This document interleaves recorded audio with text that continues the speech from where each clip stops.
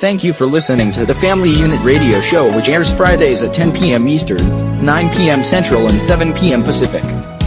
Listen to the show only on the Resilient Christian Radio. And wondering, is my kids really learning anything from school? Is my kids really learning from what it needs to do to become a better person? What I mean by a better person is not be a good person. A better person is to be able to do the things that God called. And what about the teachers who are so-called Christians that are in these public school arenas? What those mandates are about? See, it's a lot of things that's going on that a lot of people don't want to take credit for. They don't want to take credit of what happened bad with the students. They want to take credit of what happened good with them. If you master, you got honors, and you do all this, you got good grades. Sure, they want to puff up their pride and say this is a student that does very well. How about those students that didn't do very well? How about those students that are struggling to even know what the material that you give them is accurate enough? Those are the things that's the driving force that we need. But see, that's the cause and effect. And the cause is that the public school has an agenda. And this agenda has literally destroyed the minds of these kids. And when you have this kind of agenda, you literally go into a tangent that causes all kinds of bitterness, and a lot of kids do drop out of school. Then if the child's parents decide to homeschool, then here comes the truancy force that literally wants to put your child back to school. What does all this have to do with it? Well, I want to let you hear from a man who taught in the public school arena for 30 years. Okay? I want to read his letter of his whole statement of what's going on. But let me give him his name first. His name is John Taylor Gatto. Okay? He's an American author and a former school teacher who taught in the classroom for nearly 30 years. He devoted most of his energy to his teaching career. Then, following his resignation, right? Authored several books of the modern education, criticized its ideology, history, and consequences. He is best known for the underground classic Dumbing Us Down, the hidden curriculum of compulsory schooling, and the underground history of American education, a school teacher's intimate investigation into the problem of modern schooling, which is sometimes considered to be his magnum opus. He was named the New York City Teacher of the Year in 1989, 1990, and 1991. And the New York State Teacher of the Year in 1991. Now, the reason why I wanted to touch with him is because he has so many different angles about who he is. This man is pretty much the vivid point of what this whole conundrum is going on with the public school system.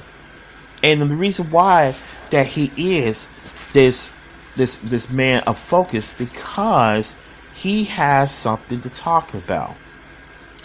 And this is the main reason we are talking about this, because I want you parents who's listening in to this radio show and want to know about why my child is not learning any more than he learns. I know he can apply, so you can say all these things, but the truth to be told, what is the real reason behind all of it? Because everything doesn't have a cause and effect.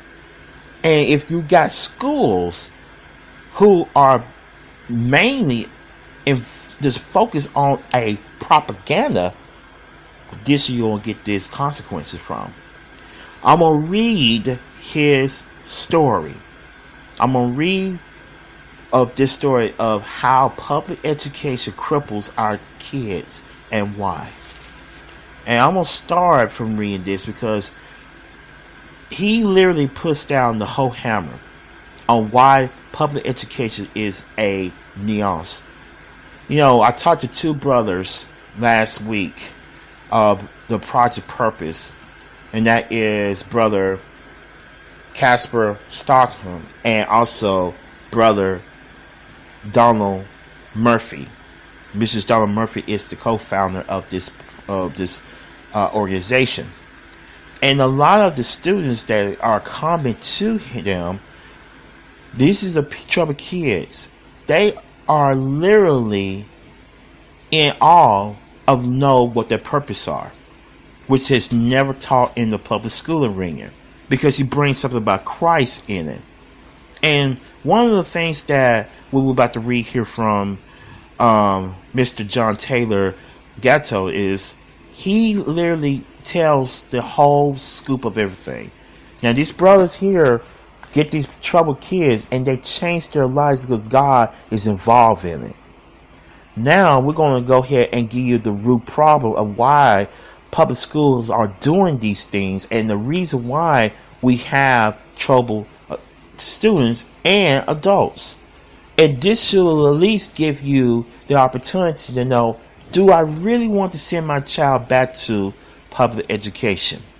So let's read here what he said here. Now he said, I taught for 30 years of some of the worst schools in Manhattan and in some of the best. And during that time, I became an expert of boredom. Boredom was everywhere in my world. And if you ask the kids, as I often did, why they felt so bored, they always give the same answer. They say that the work is so stupid and that it makes no sense.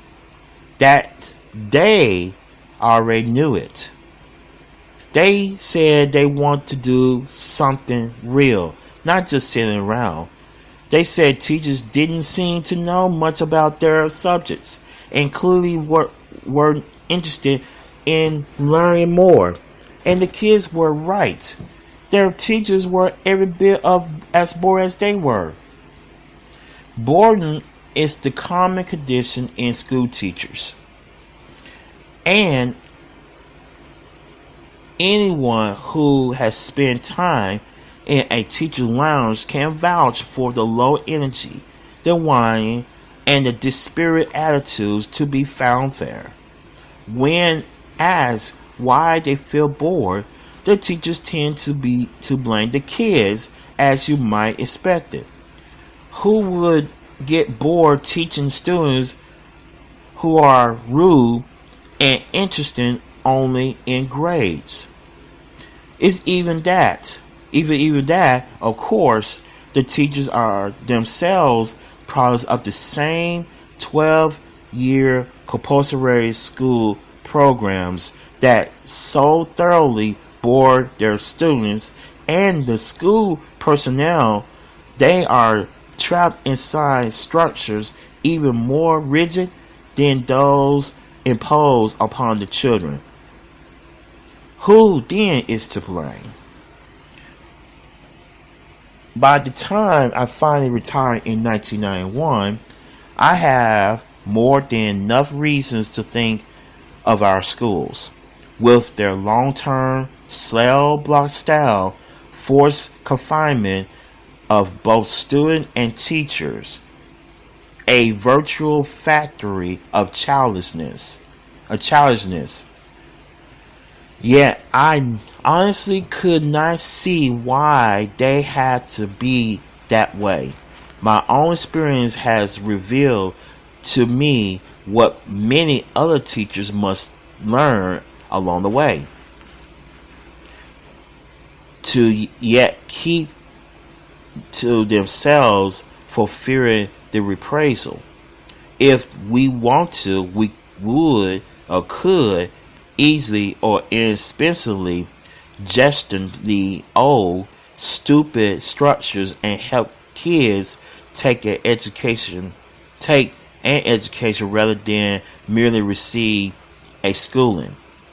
We could encourage the best qualities of youthfulness, curiosity, adventure, resilience, the capacity for springing insight, simply by being more flexible about time, tests, and tests, by introducing kids to true competitive adults, and by giving each student what autonomy he or she needs in order to take a risk every now or then. Let's start here for just a minute here. I want you to really look at the whole thing, what he was saying here. You got the teachers on board, you got the students on board. And the school board and the system knows this, and they don't do nothing about it. That's why a lot of kids always get in trouble in school. They are bored out of their minds. And the teachers who gets in trouble with the students by doing all these extracurricular activities, quote unquote, are bored. They don't have nothing else to do. All this leads to sin, my friends. All of this leads to sin. Because sin is a various factor that causes some issues down the road. So what can you do about this whole thing? It's really something that you can't do but one thing, parent, is to take your child out of public education. Now, you probably think to yourself what to do about that, but we'll talk a little bit more down the road here. We're not through just yet. We're just getting started, okay? Now, let's continue on with his synopsis here.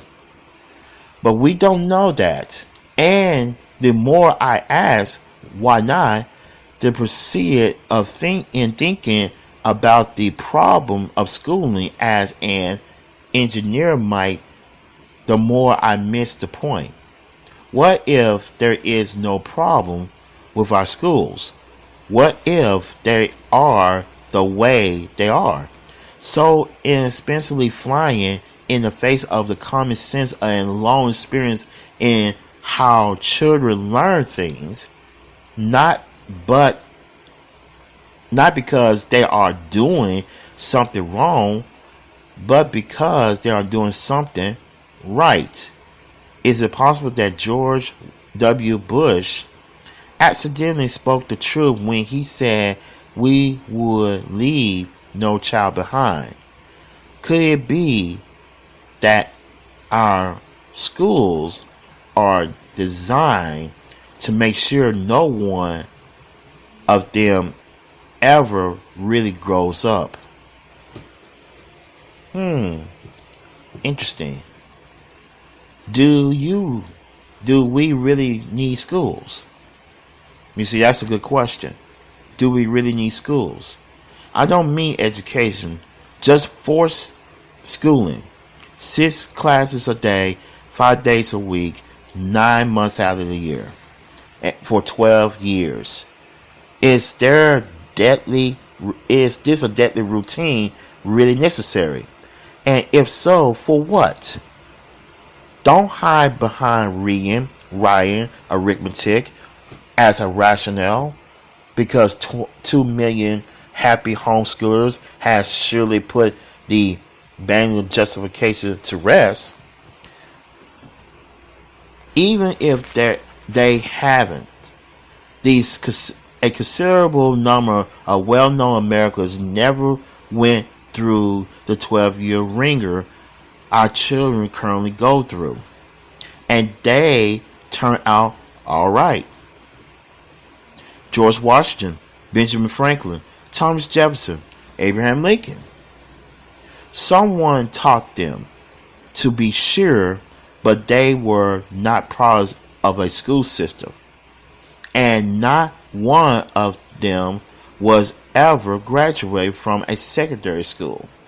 Throughout most of American history. Check us out at Facebook at RCR Network, and also on Twitter at RCR_network, and our website at rcrnetwork.com.